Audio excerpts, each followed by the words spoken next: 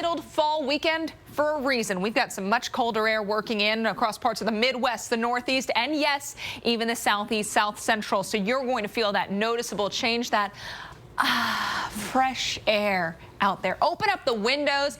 It's been so stuffy and hot, and you have to keep the AC going, and you just need the fresh air. It makes everybody happier. It makes you feel better, and that's what you got as we go through the weekend. Bettis, or rather Dr. Forbes mentions we could see some of that snow up into the higher elevations of the Northeast.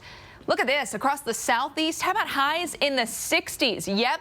Mid-60s in places like Atlanta, mid-70s Sunday in Nashville, 69 for Raleigh, mid-70s even in Jacksonville, Florida. So it's going to be feeling just fine out there in Atlanta, where your average high is 72, average low is 53. We're going to stay below that mark tomorrow into Saturday. Now, Sunday, notice that average high will get back into the mid-70s, but really at that point, is anybody complaining? I don't think so. Tomorrow morning, temperatures in the 50s and 60s, so might actually be a little cool. You might want to keep those fuzzy slippers next to the bed. Bettis, I know you've got them. They're adorable. Keep them next to the bed. You'll want them when you let the dog out in the morning. Sunday morning, 41 in Knoxville, 43 Nashville, and even 44 in Montgomery. Low 50s for Apalachicola, 47 to start the day in Jacksonville, Florida. In Nashville, we're going to drop those lows into the low 40s. Afternoon temperatures tomorrow and Saturday in the mid-60s, mid-70s by Sunday. My fuzzy slippers are actually totes adorbs. Yeah, they're totes adorbs. Just want to let you They have little kittens on them. They're just so cute. Just purr at They do. Everything they light up. Yeah. Outlook for this season. Are we going to see things like Jonas? That's what a lot of people are wondering. Certainly not out of the question. Today, NOAA's Climate Prediction Center issued their winter forecast, and we're looking right here at the December through February timeframe for temperature.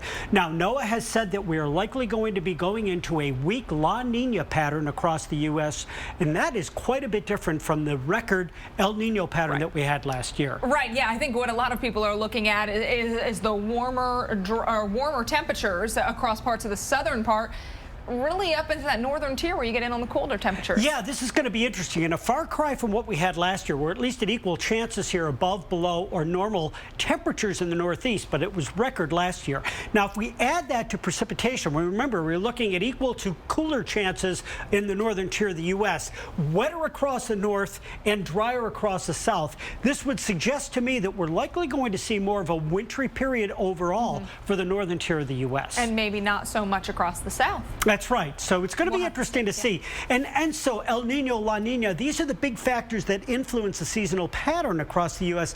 But there's other things that come into play as well. Okay? And for that, yeah, you've got to look at some of the other factors that come into play when we talk about making winter. So we roll in our blackboard here real quickly. There's North America, and there are high latitude forcing features that actually will help set up the pattern across North America as well. One of them is the Arctic sea ice across the pole. Lack of Arctic sea ice, and we're a little below again this year, can actually result in an increase in Siberian snow cover. These are like dominoes that go along. The Siberian snow cover can then influence the pattern across the U.S. A big increase in the October timeframe certainly has some correlation to a colder period across North America during the winter.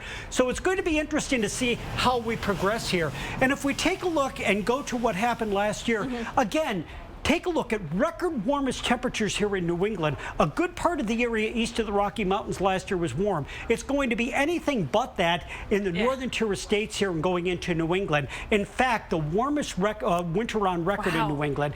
And by the way, during that warm winter, we actually had Winter Storm Jonas, one of the worst snowstorms to pummel the Northeast. So it's not to say it can't be the warmer than average, but you still have one big event. That's right. So, you know, the takeaway from all this, if we go back to the temperatures that we're expected to see during the season here, certainly if you live north of this area to the northern tier of the U.S., you better have the snowblower ready, you better have the snow shovel ready, and if you like outdoor sports, get those skis waxed up. And hopefully if you do like all those things, you live there anyway. There you go. Tom We'll be Nizzle, ready. Thank you so much. We're glad you're back.